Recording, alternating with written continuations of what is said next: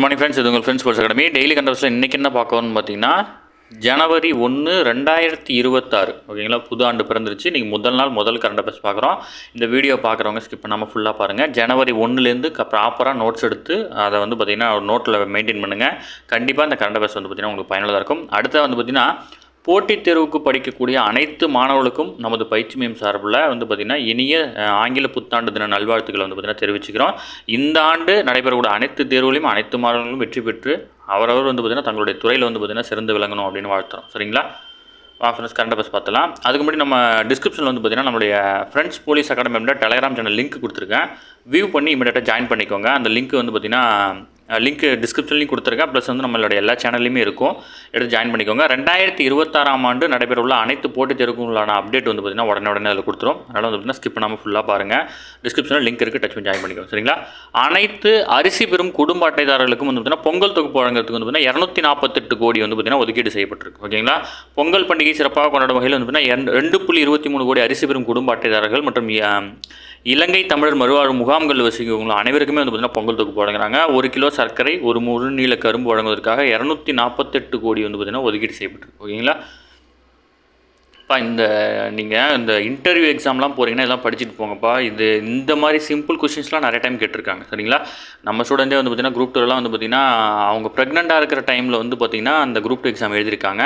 அப்போ வந்து பார்த்திங்கன்னா அது சம்மந்தமான கொஷின்ஸ் கேட்டாங்க. நீங்கள் வந்து உங்களுக்கு வந்து கவர்மெண்ட்டில் என்னென்ன கொடுத்தாங்க அப்படின்னா சத்து மாவு அதெல்லாம் கொடுத்தாங்க சார். அந்த சத்து மாவில் என்னென்னலாம் இருக்குது அப்படின்னு கேட்டாங்க. சரிங்களா? அதனால் வந்து பார்த்திங்கன்னா நீங்கள் வந்து ஃபீல்டு ஆஃபீஸராக இருக்கிறனால நீங்கள் இதெல்லாம் தெரிஞ்சுக்கணும். குரூப் 1 ஆஃபீஸர்னால் நீங்கள் இதெல்லாம் இந்த மாதிரி நானும் எங்கள் ஊரில் இந்த மாதிரி ஒரு ஏழை குடும்பத்தை சேர்ந்த பையன் சார், ரேஷன் கடையில் வாங்கி சாப்பிட்றோம் அப்படின்னு சொல்லும்போது அங்கே என்னென்னலாம் தருவாங்க அப்படின்றதெல்லாம் நீங்கள் தெரிஞ்சு வச்சுக்கணும். சரிங்களா? அடுத்தது, உள்நாட்டில் தயாரிக்கப்பட்ட பிரளய் ஏவுகணை வந்து பார்த்திங்கன்னா ஒடிசாவில் உள்ள ஒருங்கிணைந்த சோதனை தளத்தில் வந்து பார்த்திங்கன்னா அதாவது குறைந்த நேர இடைவெளியில் அடுத்தடுத்து ஏவப்பட்டு வந்து பார்த்திங்கன்னா வெற்றிகரமாக பரிசோதிச்சிருக்காங்க. தரையில் உள்ள இலக்கை தாக்கி அழிக்கக்கூடிய குறுகிய தொலைவு அதிநவீன ஏவுகணையான பிரளய் வந்து பார்த்திங்கன்னா இராணுவத்தில் இணைக்கப்பட வழிவகை செய்ய வந்து பார்த்திங்கன்னா ஏற்பாடு செய்யப்பட்டிருக்கு. அதனால் வெளியில் வந்து பார்த்திங்கன்னா இந்திய ஆராய்ச்சி மற்றும் மேம்பாட்டு அமைப்பு DRDOன்னு சொல்லுவாங்க தயாரிக்கப்பட்ட இந்த ஏவுகணை 1000 கிலோ வரையிலான வெடிபொருட்களை சுமந்து சென்று 500 கிலோமீட்டர் வரை பாய்ந்து தாக்கும் வல்லமை கொண்டது. ஓகேங்களா? இந்த இலக்கை வந்து துல்லியமாக தாக்கும் அளவுக்கு அதிநவீன வழிகாட்டு அமைப்பு முறை வந்து பார்த்திங்கன்னா இதில் வந்து செட் பண்ணியிருக்காங்க. சரிங்களா? பேர் தான்ப்பா நமக்கு முக்கியம். ஓகேங்களா? இந்த பிரளய் அப்படின்றது ஏவுகணையா அப்படின்றது ரொம்ப முக்கியம். இன்னைக்கு கரண்ட் அஃபேர்ஸ் பெருசாக இருக்காதுப்பா, நாளை கரண்ட் அஃபேர்ஸ் தான் நிறையா இருக்கும். சரிங்களா? அடுத்தது 2025 வந்து பார்த்திங்கன்னா ரேபிஸில் 33 பேர் வந்து பார்த்திங்கன்னா உயிரிழந்திருக்காங்க. தமிழகத்தில் 2025ஆம் ஆண்டு 6.50 லட்சம் பேர் வந்து பார்த்திங்கன்னா நாய்க்கடிக்கு உள்ளாகி இருப்பதாகவும் அதில் 33 பேர் வந்து பார்த்திங்கன்னா ரேபிஸ் பாதிப்பு ஏற்பட்டு உயிரிழந்ததாகவும் வந்து பார்த்திங்கன்னா பொது சுகாதாரத்துறை வந்து பார்த்திங்கன்னா தெரிவிச்சிருக்காங்க. கடந்த சில ஆண்டுகளின் தரவுகளை ஆய்வு செய்ததில் வந்து பார்த்திங்கன்னா நாய்க்கடி மற்றும் ரேபிஸ் தொற்றுக்குள்ளானவர்கள் வந்து 60% அதிகமானவர் ஆண்கள் அப்படின்னு வந்து பார்த்திங்கன்னா தெரிவிச்சிருக்காங்க. சரிங்களா? ஏன்னா இந்த இயர் முடிஞ்சதுனால ஆண்டறிக்கைகள் நிறையா வரும்ப்பா கரண்ட் அஃபேர்ஸில். அது எல்லாத்தையுமே நோட் பண்ணி வச்சுக்கோங்க. அதுதான் வந்து பார்த்திங்கன்னா உங்களுக்கு கரண்ட் அஃபேர்ஸு ப்ளஸ் வந்து பார்த்திங்கன்னா உங்களுக்கு முக்கியமான மெயினே தான். ஓகேங்களா? எல்லா எக்ஸாம்லேயும் வந்து பார்த்திங்கன்னா கரண்ட் அஃபேர்ஸ் கேட்குறாங்கன்னா அந்த மாதிரி தான் கேட்பாங்க. 2024 எப்படி இருந்துச்சு, 2025 எப்படி இருக்குது அப்படின்ற மாதிரி கேட்கலாம். அதனால் பார்த்து படிச்சுக்கோங்க.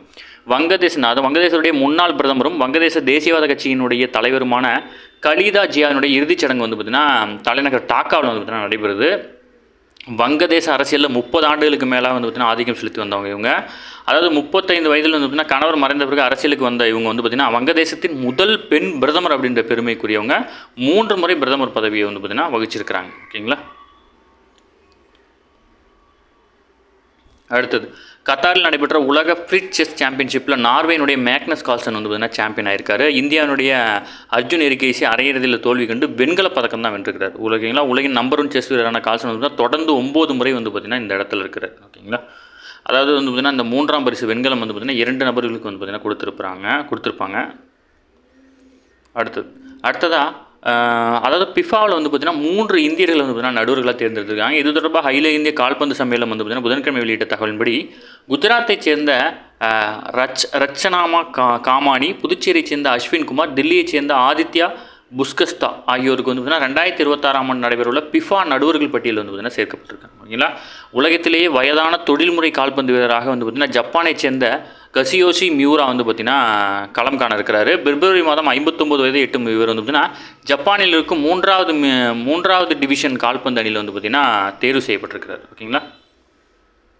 அடுத்தது, படுக்கை வசதி கொண்ட வந்தே பாரத் வந்து பார்த்தீங்கன்னா சோதனை ஓட்டம் வந்து பார்த்தீங்கன்னா பண்ணிருக்காங்க. ஸ்பீட் டெஸ்ட் ப்ளஸ் வந்து பார்த்தீங்கன்னா ஸ்டெபிலிட்டி டெஸ்ட்லாம் வந்து பார்த்தீங்கன்னா பண்ணி பார்த்துருக்காங்க. ஓகேங்களா, இந்த வீடியோஸ்லாம் நீங்கள் பார்த்துருப்பீங்க. நம்ம சேனல் நம்ம ஷேர் பண்ணியிருக்கோம். சரிங்களா. ஓகே ஃப்ரெண்ட்ஸ், இன்னைக்கு கண்டவஸ் அவ்வளோதான். எதுவுமே கேட்க வாய்ப்பில்லை. டெய்லி கண்டவஸ் டெய்லி பார்த்துருங்க. அப்போ தான் மந்த்லி கிளிக் எடுக்கும்போது உங்களுக்கு ஈஸியாக இருக்கும். நம்ம சேனலை சப்ஸ்கிரைப் பண்ணுங்கள், சப்போர்ட் பண்ணுங்கள். முடிஞ்சவங்க உங்கள் ஃப்ரெண்ட்ஸாக ஷேர் பண்ணுங்கள். நம்மளோட ஃப்ரெண்ட்ஸ் போலீஸ் அகாடமி அப்படின்ற டெலிகிராம் சேனல் ஜாயின் பண்ணிக்கோங்க. லிங்க் டிஸ்கிரிப்ஷனில் கொடுத்துருக்கேன். வியூ பண்ணி மினிட்டு ஜாயின் பண்ணிக்கோங்க. முக்கியமான ஒன்று, இன்னையிலேருந்து நீங்கள் படிக்க ஆரம்பித்தா கூட ஒரு வாரத்துக்கு நீங்கள் ஒரு டாப்பிக்கை முடித்தா கூட உங்கள் தேர்வுக்கு நீங்கள் நல்லாவே தயாராகலாம். இன்னையிலேருந்து இந்த ரெசல்யூஷன் எடுத்து நீங்கள் வந்து ஸ்டார்ட் பண்ணுங்கள். நம்மளோட கரண்ட் அஃபேர்ஸ் டெய்லியும் பார்த்து நோட்ஸ் எடுத்துக்கோங்க. சரிங்களா. Thank you friends.